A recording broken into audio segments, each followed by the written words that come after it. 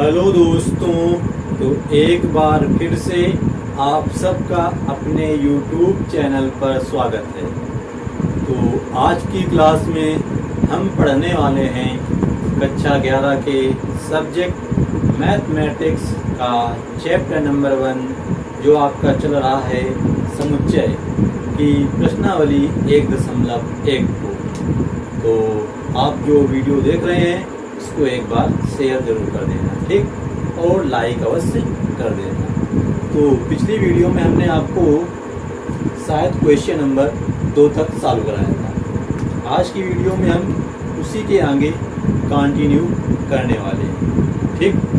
तो देखते हैं जरा अगला प्रश्न नंबर 3। तो जैसा कि आप लोगों को साइड में दिख रहा होगा, प्रश्न नंबर 3 लिखा है, निम्नलिखित समुच्चयों को रोस्टर रूप में लिखिए।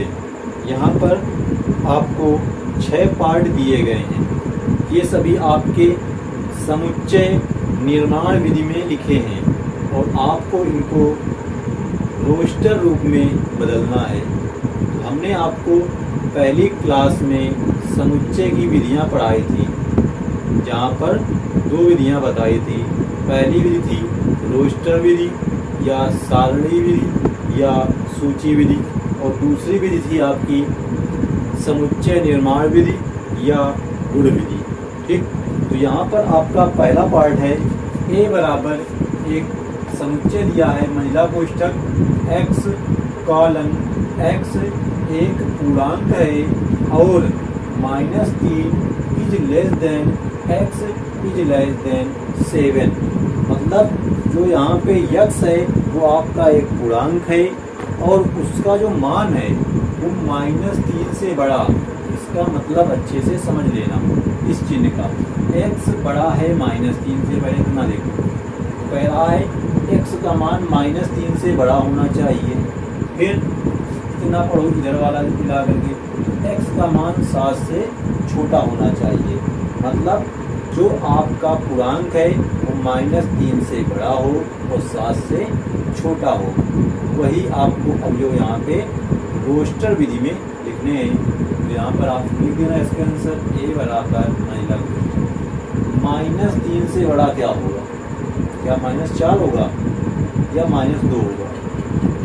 तो यहाँ पे -4 नहीं होगा, -2 होगा। -2 फिर -1 फिर 0, क्योंकि आपका 0 भी एक पूर्णांक होता है। इसके बाद 1 2 3 4 5 6, 7 से छोटा 6 तक ही लेना है आपको और महिला कोष्ठक न लेना है यहाँ पर 1। इस प्रकार से आपको समुच्चय निर्माण विधि से रोस्टर विधि में चेंज करके समुच्चय बनाना था। हमने बताया था रोस्टर विधि में समुच्चय के जो अवयव होते हैं उनको कामा लगा करके अलग अलग लिखा जाता है और समुच्चय निर्माण विधि में कॉलम का चिन्ह लगा होता है। यही होती है दोनों की पहचान, ठीक। तो समझ में आ गया होगा, इसका मतलब अच्छे से समझ लेना। ये आपका सेकेंड पार्ट देखो क्या दिया है।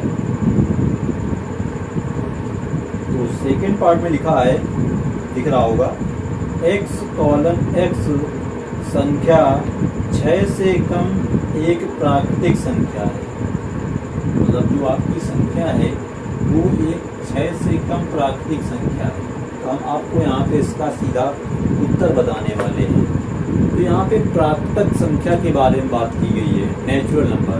नेचुरल नंबर क्या होती है? जो संख्याएं आपको गिनने में प्रयोग की जाती हैं, जैसे 1 2 3, ये सब क्या तुम्हारी नेचुरल नंबर। इस प्रश्न में बोला है कि जो आपकी नेचुरल नंबर है वो 6 से कम होना चाहिए। तो कहाँ तक लेना है? 5 तक।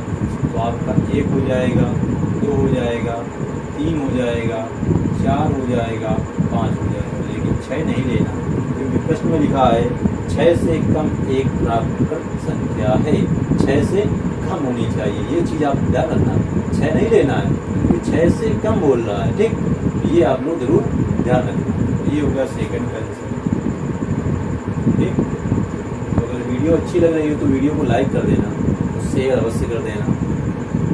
थर्ड पार्ट देखो, लिखा है C बराबर x कॉलन x 2 अंकों की ऐसी प्राकृत संख्या है जिसके अंकों का योगफल 8 है।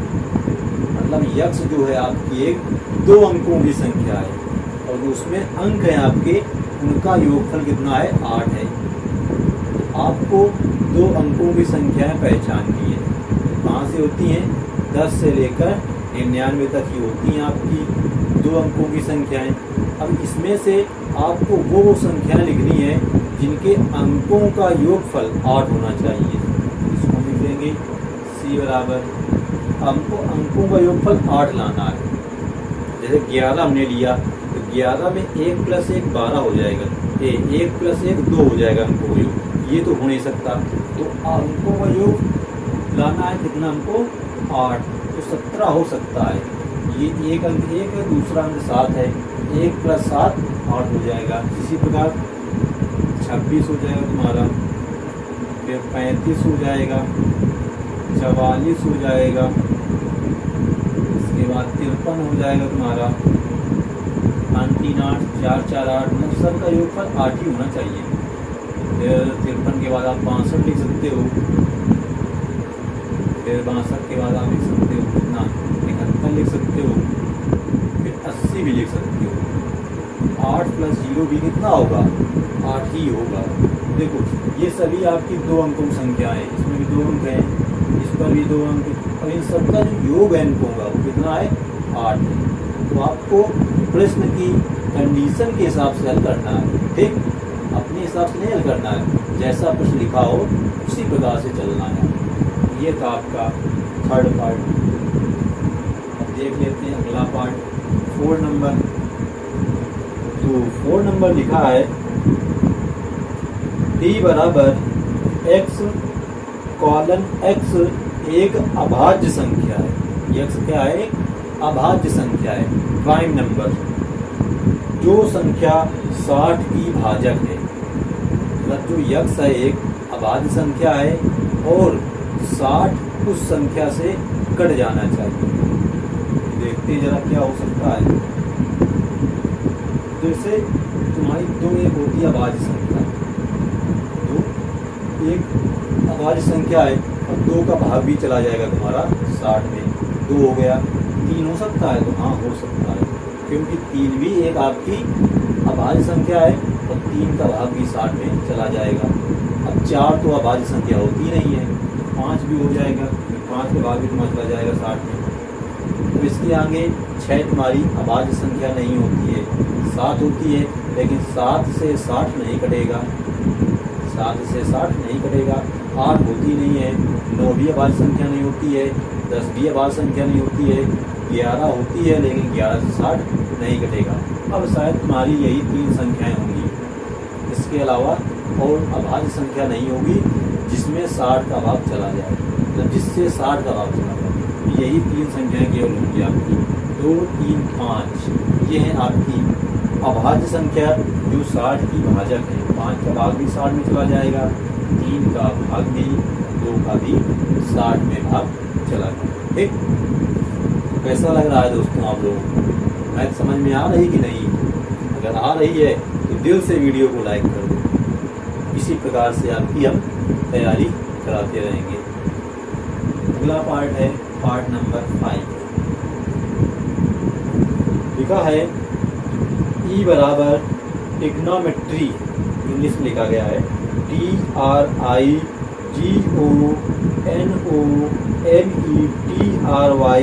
शब्द के सभी अक्षरों का समुच्चय।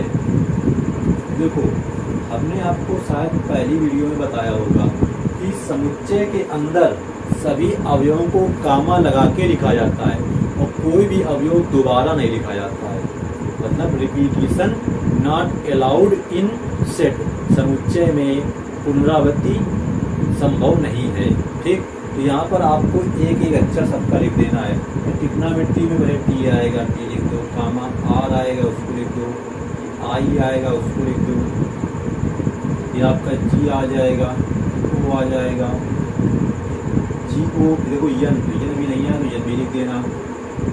देखो ओ है, ओ आ चुका है, देखो ये ओ नहीं लिखना है, ठीक। यम, तो यम नहीं आया, यम लिख देना। फिर क्या आया आपका ई भी अभी नहीं आया, यहाँ पे ई लिख देना। इसके बाद है टी, टी आ चुका है, टी नहीं लिखना है। आर, तो आर भी आ चुका है, वो भी नहीं लिखना। वाई नहीं आया, वाई लिख देना। ये हो गया तुम्हारा टेक्नोमेट्री के सभी अक्षरों का समुच्चय। TRIGONMEY, सभी अवयवों को गामा लगा के लिखना है, कोई भी अवयव दोबारा नहीं लिखा जाता, ठीक। ये चीज़ आपको ध्यान रखना। ऐसे आप लोगों को हम एक प्रश्न दे रहे हैं, इसका उत्तर कमेंट बॉक्स में दीजिए। इलाहाबाद, क्या हमने बोल दिया? इलाहाबाद यहाँ लिख दे रहे हैं, ALLAHABAD।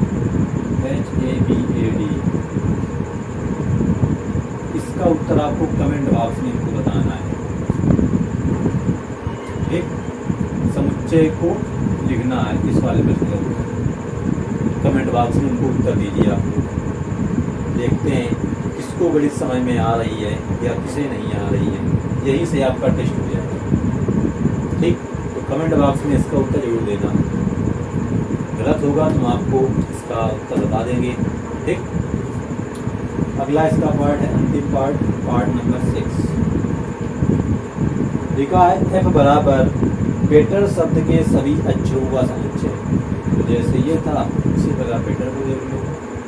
बेटर में बी आएगा, फिर आपका ई आएगा, फिर टी आएगा, तो 2 बार टी है, नहीं लिखना है, 1 बार लिखना है। फिर ई आएगा, तो ई भी लिखा है, आर आएगा, BETR, बेटर शब्द के सभी अक्षरों का समुच्चय होगा BETR। ये था हमारा क्वेश्चन नंबर 3, जहाँ पर आपको सभी क्वेश्चंस समुच्चय निर्माण विधि में लिखे थे, तो आपको उसको रोस्टर विधि में लिखना था। इसी का जो उल्टा क्वेश्चन नंबर आपका है 4 नंबर, ठीक। उसको हम रफ करने दे रहे हैं।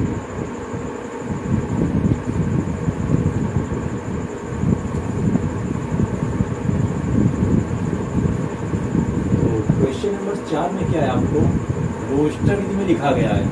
इस विधि में, रोस्टर विधि में, और आपको बनाना है समुच्चय निर्माण विधि में। क्वेश्चन नंबर 4 लिखा है, निम्नलिखित समुच्चयों को समुच्चय निर्माण रूप में व्यक्त कीजिए। किस रूप में? समुच्चय निर्माण विधि में। जैसा आपको प्रश्न नंबर 3 में दिया था, तुम रोस्टर बना रहे थे, तो यहाँ रोस्टर दिया है, समुच्चय बनाना है। तो सबसे पहले हम लेते हैं फर्स्ट पार्ट। समुच्चय कुछ नाम नहीं है तो अपने मन से डाल देना है, बराबर 3 6 9 12, 3 6 9 12। इसको हमको किस रूप में लिखना है? समुच्चय निर्माण रूप में। देखते हैं जरा इसको उत्तर। ए बराबर लिखना x colon x, x colon x. अब यक्स क्या है? 3 का गुणज है, 3 एकम 3, 3 6, 3 3 9, 3 4 12। लिखना यक्स कॉलन एक्स कामा 3 का गुणज है, 3 का गुणज है। 3 का गुणज है तो कहाँ तक है तुम्हारा? ये भी देना x is less than is equal to 12। कहाँ तक है? x का जो मान है 12 के बराबर और 12 से कम है। तो यहाँ पर 3 6 9 12, 12 के बराबर भी है, 12 से कम है। ये हमने यहाँ पे इसकी लगा दी कंडीशन, क्योंकि 3 का गुणज तुम्हारा 15 भी होता है, 18 भी होता है। वो तो हमको यहाँ दिए नहीं है। जब वो दिए नहीं है, उनके बारे में हमको देखना भी नहीं है, इसलिए ये कंडीशन आपको यहाँ पे लगानी आवश्यक हो जाती है, ठीक। सेकेंड पार्ट देखते हैं। तो सेकेंड पार्ट में लिखा है आपका एक समुच्चय है, लिख लेते हैं उसको। बी बराबर 2 4 8 16 32 महिला कोष्ठक के अंदर लिखा गया है। इसको भी हमको लिखना है समुच्चय निर्माण में। लिख देंगे बी बराबर एक्स सच दैट एक्स एक पूर्णांक है, एक पूर्णांक है तथा x बराबर 2n। पूर्णांक इसको मत लीजिए क्योंकि पूर्णांक नहीं हो सकता है, प्राकृतिक संख्या है। क्या है? प्राकृतिक संख्या तथा x बराबर 2n। 2n क्यों लिखा हमने? या ऐसे भी लिख सकते हो इसको, तुम 2 की पावर n लिखो। अब n का मान आप 1 लोगे तो 2 की पावर 1 2 हो जाएगा। n का मान आप 2 लोगे तो 2 की पावर 2 4 हो जाएगा। n का पावर मान आप 3 लोगे तो 2 की पावर 3 कितना होगा? 8 होगा। और n का मान कहाँ तक होगा? n का मान जो तुम्हारा होगा छोटा होगा, बराबर कहाँ तक? 1 2 3 4 5 n का मान आपको 1 से लेकर 5 तक लेना पड़ेगा, जब भी 32 तक आएगा। 2 की पावर 5 मतलब 2 का आपको करना है 5 बार गुणा, तो 2 दूनी 4 दूनी 8 दूनी 16 दूनी 32। ठीक, ये है तुम्हारा सेकंड का आंसर। आप इसको किसी रूप में भी लिख सकते हो, जरूरी नहीं इसी रूप में लिखो, आपको अपने माइंड से भी इस प्रश्न को हल करने को सोचना है। थर्ड पार्ट सी वाला लिखिएगा उसको। देखा है 5 25 125 5 25 125 625।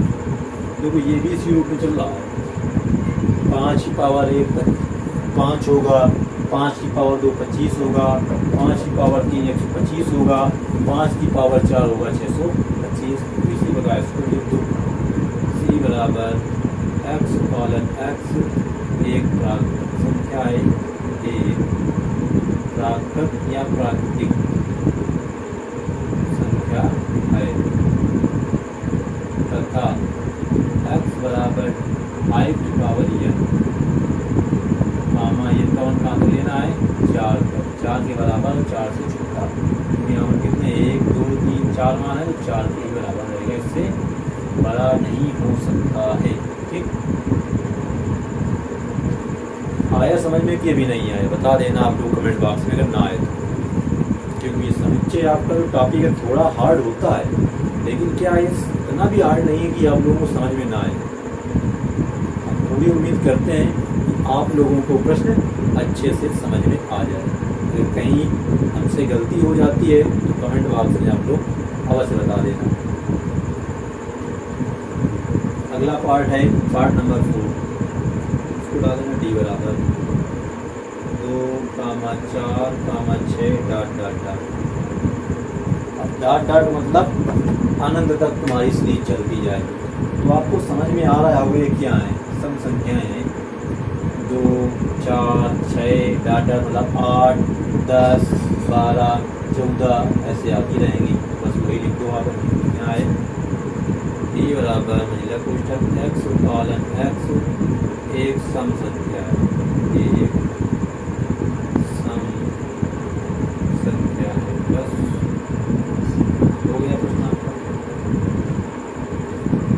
बस प्रश्न को पहचानना है, प्रश्न पहचान गए तो प्रश्न हल भी हो गया। अंतिम पार्ट है लिखा 1 4 9 ई बराबर डाल लेना 1 4 9 16 नहीं लिखा गया, डाटा लगा मतलब 16 है। इसके बाद कहाँ तक? फिर 100 है लास्ट। अब ये भी आपको अगर ध्यान से देखो तो समझ में आ गया होगा। ये प्राकृतिक संख्याओं के वर्ग लिखे गए हैं कहाँ तक? 10 तक, क्योंकि 1 का वर्ग 1 2 का वर्ग 4 3 का वर्ग 9 4 का स्क्वायर 16 आएगा। इसी प्रकार और भी आएंगे, लास्ट में 10 का स्क्वायर 100 आएगा। लिख देना इसको आपको ई बराबर एक्स कॉलन एक्स एक प्राकृतिक संख्या है, एक प्राकृतिक संख्या है। यह प्राकृतिक संख्या का वर्ग है, ऐसे लिखिए। और जो यक्स का मान लेना कहाँ तक है? 10 से छोटा और 10 के बराबर। 10 से छोटा जैसे तुमने ले लिया 4 16 कहीं ना कहीं बीच में आया होगा, 5 ले लिया 25 2D आया होगा, 2 ले लिया तो 2 का 4 ये आया है, 10 के बराबर 10 का स्क्वायर 100। इस प्रकार से आपको जब रोस्टर विधि में प्रश्न दिया होता है तो समुच्चय नियमावली में हमको बनाना पड़ता है, और समुच्चय नियमावली में दिया होता है तो हमको रोस्टर विधि में बनाना पड़ता है। यही दोनों विधियां आपको अपने पेपर में अधिकतर देखने को मिलती हैं। तो आज की वीडियो में फ़िलहाल हम इतने ही प्रश्न आपको कराएंगे। अगला प्रश्न है, ये प्रश्न हम आपको अगली वीडियो में कंटिन्यू करेंगे। तो फिलहाल देख लीजिए इन प्रश्नों को अच्छे से, जो ना आए आप लोग कमेंट बॉक्स में हमको बता दीजिए। तो फिर वीडियो को लाइक अवश्य कर देना और शेयर भी कर देना, बस इतना ही आपका काम है। और चैनल पर पहली बार आए हो तो चैनल को सब्सक्राइब भी कर देना, ठीक।